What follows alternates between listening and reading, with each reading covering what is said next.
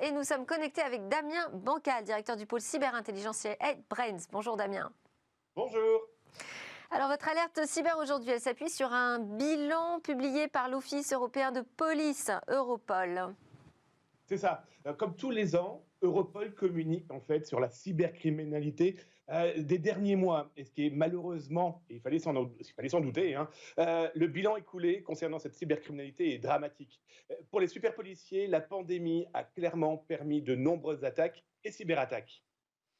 Alors un exemple de cyberattaque qui est particulièrement à la hausse?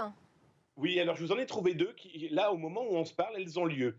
Alors, elles peuvent toucher vraiment toutes les strates de l'entreprise parce qu'elles jouent sur le petit levier gagner un petit peu plus d'argent. Et donc, l'idée, c'est quoi? C'est de vous permettre d'avoir des flyers à la maison, vous savez, ces petits encarts publicitaires, de les plier et de les renvoyer. J'ai participé à cette arnaque, hein, soyons très clairs. J'ai même reçu un chèque parce qu'on vous dit, voilà, on va vous envoyer 1300 euros en chèque. Et donc, vous devez le mettre sur votre compte en banque. Et bon, on a mis un petit peu trop d'argent parce que vous, votre salaire sera de 300 euros. Renvoyez-nous les 1000 euros supplémentaires qu'on a mis un petit peu en trop, qui vous permettront d'acheter une machine d'affranchissement et puis nous, de pouvoir continuer vos frais de dossier parce qu'ils vous font signer un contrat, hein. Bien sûr, l'arnaque, elle est où? C'est que vous mettez le chèque en banque et 3-4 jours plus tard, votre banque vous dit mais non, ce chèque est soit volé, soit vide, dans tous les cas, sans provision. Le problème, c'est que vous avez envoyé toutes les liquidités aux pirates et vous voilà avec 1300 euros en moins. C'est un gros problème. Ah bah oui, c'est un gros problème. Vous avez perdu combien d'argent, Damien? Moi, heureusement, rien. J'ai été suffisamment malin, mais j'ai des gens qui se sont amusés après à participer à la deuxième arnaque en se disant, bah, ça a l'air d'être tout à fait légal. C'est quoi? C'est tout ce qui tourne autour de la crypto-monnaie et des bitcoins. Vous savez, ces fameuses plateformes qui vous permettent, soi-disant, de gagner de l'argent. Dites-vous que c'est un véritable piège. Et le piège est double, parce que souvent, on vous demande de télécharger un petit programme. Et imaginez qu'un employé, que vous, par exemple, vous avez installé ce programme dans l'ordinateur de l'entreprise, parce que cet ordinateur peut continuer à travailler tranquillement dans son coin. Ça peut être un piège. Et si en plus vous perdez de l'argent, il peut y avoir ce levier humain. Vous savez, on en parlait souvent avec le social engineering. Ah, vous avez perdu de l'argent. Ah, bien écoutez, on va peut-être vous faire chanter pour ne pas éventuellement essayer de le récupérer d'une moyen un petit peu plus judiciaire.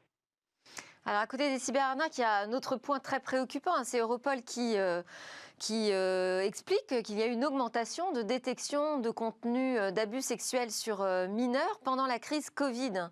Oui, Où est-ce qu'on a trouvé ces contenus criminels? alors c'est ça qui est dramatique, c'est que ces contenus criminels ont totalement explosé, comme explique Europol, hein. Mais beaucoup de ces contenus sont cachés par des pirates dans des serveurs d'entreprise, dans le blog qu'on a installé pour une opération marketing, et on oublie voilà, que ces lieux peuvent malheureusement aussi devenir des lieux de stockage. Et Europol a clairement tiré la sonnette d'alarme en disant qu'avec justement la pandémie et le confinement, ces diffusions terribles avaient explosé, et en plus l'utilisation d'entreprise fait que c'est plutôt embêtant si à 6 heures du matin, les amis du petit déjeuner, comme je les appelle, sont obligés, par exemple, de saisir l'intégralité du matériel de l'entreprise. Donc le bilan d'Europol, au final, il est vraiment préoccupant, on l'a dit, hein, il faut que les entreprises l'entendent, ça. Ah, mais il faut clairement ouvrir les deux oreilles, hein, parce que en face, on a clairement aujourd'hui du piratage industrialisé. Je prends l'exemple de Microsoft, pas plus tard que cette nuit, ils ont annoncé la fin d'un botnet, vous savez, ces robots qui vont automatiser des attaques, dont de ransomware. Ça montre qu'en face, ils ont clairement créé des usines à piratage. Je prends l'autre exemple aussi, du clonage des cartes à puces. C'est maintenant malheureusement très facile à imaginer qu'on clone les téléphones de votre entreprise. En plus de l'interception, on peut par exemple piéger la double authentification. Donc clairement, aujourd'hui, il faut penser budget et il faut penser humain. Quand je dis humain, c'est travailler sur ce temps de cerveau disponible, sur l'éducation, la formation, la démonstration. C'est ce qui permettra de bloquer en face des pirates de plus en plus malheureusement malins et avec des finances.